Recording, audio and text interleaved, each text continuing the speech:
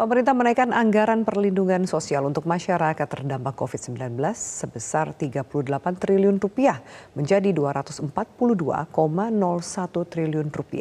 Tambahan anggaran itu diharapkan bisa menjaga daya beli masyarakat untuk mendorong pemulihan ekonomi hingga akhir tahun.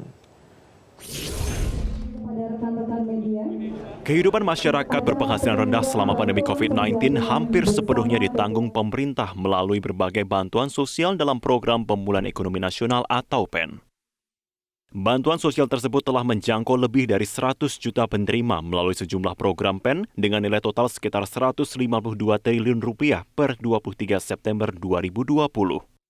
Antara lain program Keluarga Harapan, Sembako, Bansos Tunai, Banpres Produktif dan Banpres Modal Kerja untuk UMKM, Kartu Prakerja hingga subsidi gaji pekerja dan diskon listrik.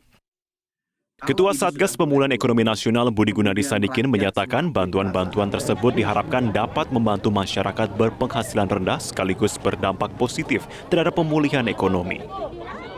Budi Gunadi optimistis bantuan tersebut bisa mengungkit ekonomi hingga 2,1% pada triwulan ketiga tahun ini dan akan dilanjutkan hingga tahun 2021. Kalau ini sudah mulai turun, kemudian rakyat semakin merasa aman, merasa nyaman untuk keluar dan melakukan kontak fisik, insya Allah ekonomi akan pulih kembali.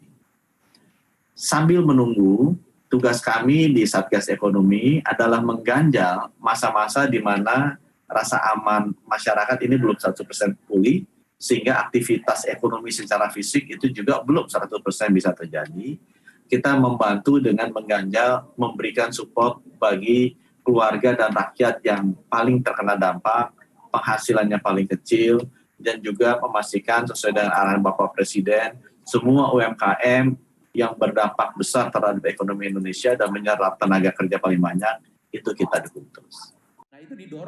Sementara itu, Wakil Menteri Keuangan Suhasil Nazara menyatakan bahwa pemerintah menggelontorkan bantuan ke rumah tangga dan dunia usaha agar tetap berproduktif di masa pandemi. Karena konsumsi rumah tangga memberikan kontribusi cukup besar, yakni sebesar 56% pada pertumbuhan ekonomi. Nah itu didorong oleh apa? Konsumsi masyarakat itu didorong oleh pemerintah yang terus menggelontorkan belanja.